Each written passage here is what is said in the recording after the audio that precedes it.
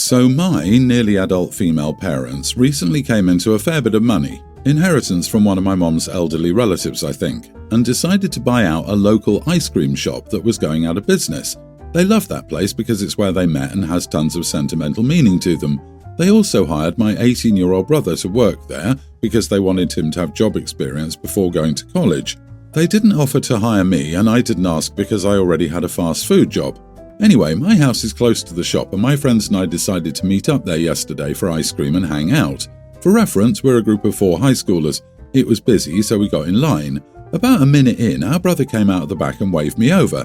He handed me an apron and asked me to help out his co-worker in the back because they had to clean the machines ASAP, but my brother had to open a second register because of how busy it was. I refused because I wasn't being paid, and he said that I had to help out because it's the family business and because of how swamped the place was and how panicked his co-worker was. He even offered to let my friend skip the line if I helped out for 10 minutes to give his co-worker a hand, and said I owed it to him to help out because I brought such a big group in. I decided that that would cause a scene in a packed shop and refused again. He huffed and waved me off, then went to open the second register. I returned to my friends and the rest of our meetup went well, but my brother kept giving me dirty looks until we got our cones and left. Later that night, my parents confronted me and said that what I did was petty. They told me to work a shift the next day to make up for it, but backed off once I reminded them that I had an actual job that I was scheduled to work all day the next day. I ended up getting off scot-free. However, my whole family maintains that I'm petty and lazy, and now I'm wondering if they're right. So, am I the idiot?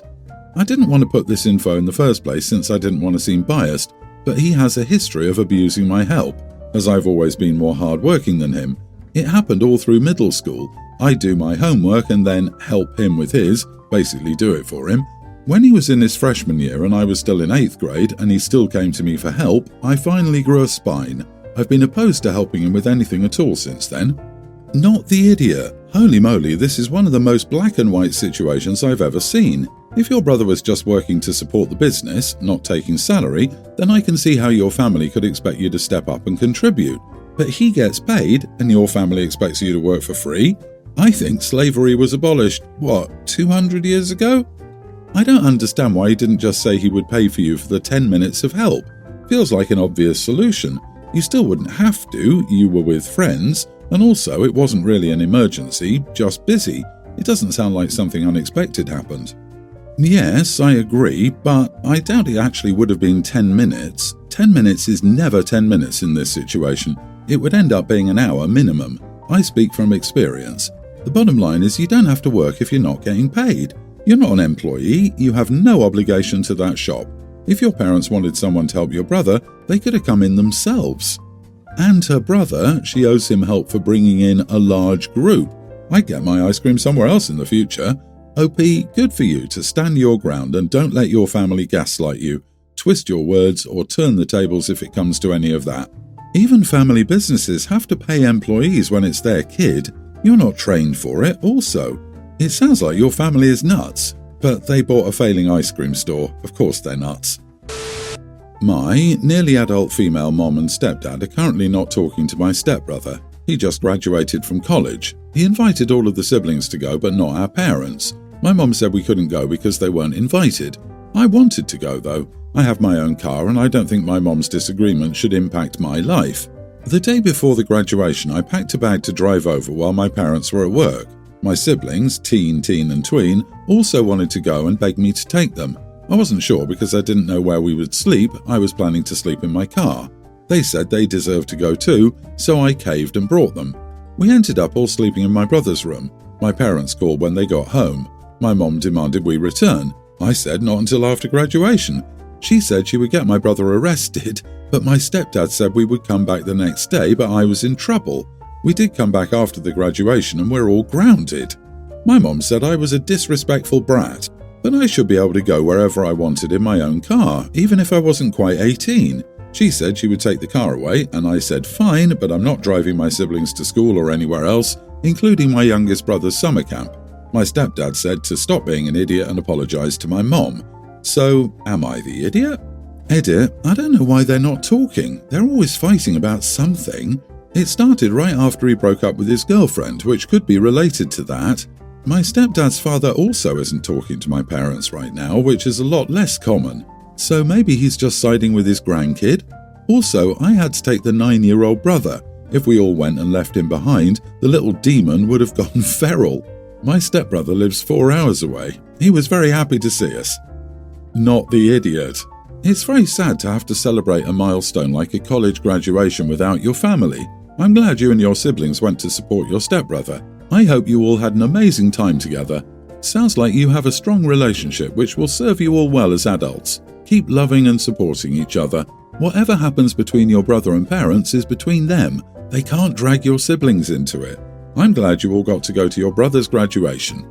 I understand why you went, but you're the idiot for taking your minor siblings without your parents' permission. They could have sent the cops after you if they wanted. You didn't even have anywhere to sleep and probably very little money. If something had happened, you would have been responsible. I don't agree with Mom. She should have let you go, but your solution wasn't smart either. Did you earn your grounding? Yes. So it's everyone's the idiot. I'm going to say that you were lucky your stepfather said it was okay and called your mom down, because that could have been a whole mess. I got the sense that stepdad was secretly happy that his bio son had his siblings attend. My other vibe is that Opie's mom is the one with the issue, and stepdad is an enabler via the apologize to your mom deal. This really sounds like an LGBT issue. Sudden relationship change, fight with parents about it, so upset all contact is cut with them, and then top it off with the grandparent also being upset.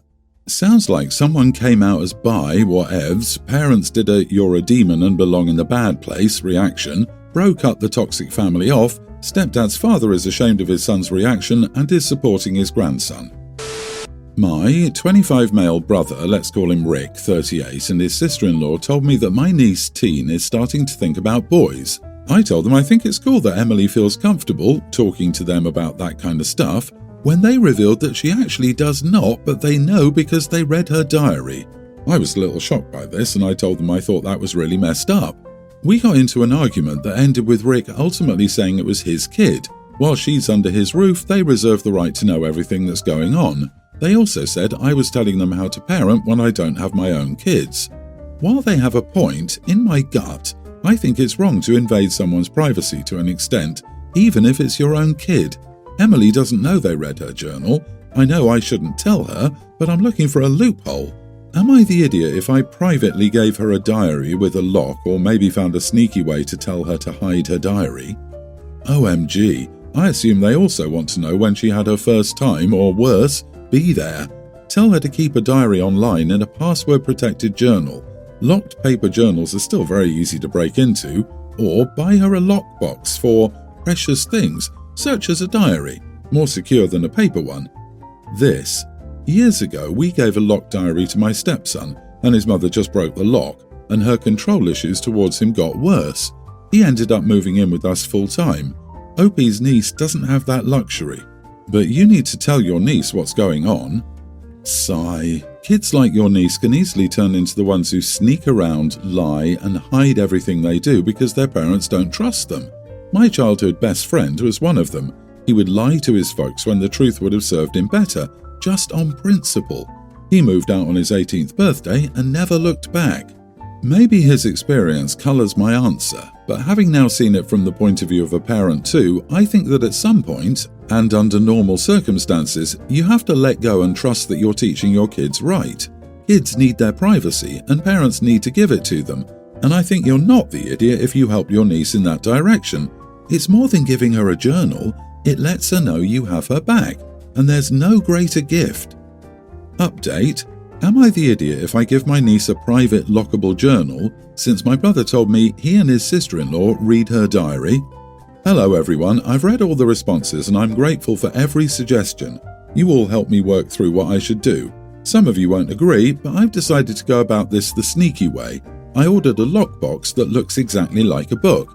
She has loads of books and trinkets, so it'll be easy to disguise. I'm going to put a new diary and a nice pen inside, along with a note that tells her this box is her secret, and it's for anything she wants to keep private. I truly believe she'll get the hint. I've decided not to tell her outright, but if she asks me why I got her this gift, I'll tell her a story about a friend whose diary was read. I'll give it to her the next time I pick her up from school so she can just put it in her bag with her other books. This may be overkill, but I've also ordered a book on how to make your own secret code and cipher, and the next time I spend time with her, I'm going to suggest we come up with a code as a fun activity and see if she'll be pleased. I plan to approach my brother and sister-in-law and explain to them exactly why I think what they did was wrong, and I may show them this post. And some of you had very good responses that were better than what I could come up with. Cheers. OP, you don't need to make up a story about a friend whose diary was read behind their back. I tried twice in my teens to keep a diary, and one time my mum read it and laughed at what was written. I only found out because my dad told me. He had some very strong boundaries when it came to privacy. The other time I tried, my sister found my diary and also laughed at the contents. 40 years later, I'm still angry. I never shared my writing with my family. Mum and sister also laughed at my teenage poetry. Again, even after full marks in literature at school or winning the creative writing comp 2 years running, diaries are sacred. Tell her now. My female nearly adult brother 31 and sister-in-law 31 just had a baby boy almost a week ago. They struggled to have children for a while and did IVF to conceive. After they got home from the hospital, I went with the rest of my family to my brother and sister-in-law's house to see the baby. When I held him, my mom said something like, "You're going to be such a good mom, I can't wait for you to have kids." I just laughed and said I won't have kids. When we left their house, my mom said it was rude for me to say I wouldn't have kids after my brother and sister-in-law went through so much trouble to have their baby. But I've told my mom multiple times that I don't want kids, so she shouldn't have brought it up at all if she thought it would offend them. I think she only commented about me being a good mom because she always tries to convince me to have kids. She tells me that I'm probably going to change my mind about it, that I'm never going to find a husband because most men want kids, and just straight up says, "You have to have kids." My brother and sister-in-law didn't even seem offended by my comment. I think my mom was just getting offended by them, and I don't think it's a bad thing to not want children and to tell people that. Am I the idiot? Not the idiot. You didn't say you hated kids or babies are smelly or people who have kids are terrible to the environment or really one of any dozen of things you could say that would be offensive. You just don't want kids. Fine. Your mom is offended because she wants you to have kids and you don't want them. Well, she doesn't get control of that decision, so that sucks for her, I guess. But why is your mother so hung up about her 17-year-old wanting kids anyway? You're still a child. Mom wants a do-over baby. I wonder if she has a good relationship with daughter-in-law. I'm guessing daughter-in-law isn't a doormat and won't let mother-in-law play mama. Good lord, you need to stop getting offended when people make different life choices than us, and your mom needs to take a chill pill. She wasn't offended by them. She used them as an excuse to get mad at you for calling out her BS. You're absolutely right. If it's such a touchy topic for them, why would she bring it up in front of them knowing you don't want to have kids? Also, I know many people of all genders who don't want children. Your mom is sorely misinformed about, for lack of a better word, breeding norms in humankind now. My female 29 sister Meg 25 mentioned many times that she wanted to visit one particular town in the southern part of our country. What's important for the story is that the town in question is always full of tourists and lines to museums, restaurants and everywhere are very long. In summer you have to reserve tickets to some places a long time before your trip if you want to visit them at all. Personally, I don't like overly touristic places. Still, Meg's previous visit to a given town went poorly and it remained an unfulfilled dream of hers. So, I decided to take her for a weekend trip there on her birthday at the very beginning of June. I told her beforehand that I'll pay for the hotel, train, and some of the ticket, restaurant bills, but she has to make a list of places she wants to see so I can make a reservation. I gave her a deadline so I could make reservations, etc. The deadline came and I asked her if she had the list ready. She hadn't. No biggie, I gave her a few additional days, but still nothing. Eventually I booked some places I found interesting, some were no longer available anyway. In the end, she didn't give me a list at all. We went for a trip and saw the things I was able to book or we were able to see without reservations. But what upset me was that even when we reached our destination, she still didn't really know what she wanted to see. She only twice during the trip mentioned that she was interested in seeing something. Both places were available or had very, very long lines. All the time her behaviour was like, meh, anyway, even though it was her who constantly mentioned visiting this town in the last 3 years. I felt as if I was babysitting and forcing a toddler to see things she wasn't interested in. I also want to mention that I don't earn much, and the trip, even for only a weekend, was hard for my budget, especially as I paid for almost everything. Eventually, I snapped at her that if she has no idea what she's doing here, she shouldn't constantly mention the place as she can sit in her room and play on her phone at home instead of in this town. I also mentioned that I'll never again plan any trip for her if she doesn't want to contribute in any way. Now she's mad at me because apparently I ruined her birthday and she doesn't need to plan to have a good trip. I didn't want her to plan every second of the trip, only an outline, so I was able to make reservations. Am I the idiot? I would say not the idiot. While I understand not wanting to have a trip planned down to the second, with this kind of place that's very touristy and typically requires reservations, you need to at least have an outline of what you want to do, just so you can make the proper reservations. And if I were you, I would probably be upset by your sister's meh attitude too, especially if she's been talking about this for 3 years and then when it happens, nothing. Agree. Sounds like OP very thoughtfully tried to make this a memorable birthday for her sister, but Sis was basically being a dead fish. I'd love to hear Sis's side, like what was wrong? Why did she act so meh? How can this place possibly be her dream when she apparently knows nothing about the place and doesn't have a list of places she wants to see? I'm planning my dream holiday for next year. I've wanted to go for years, but my difficulty is cutting out things I want to do or go as I only have a limited time to visit.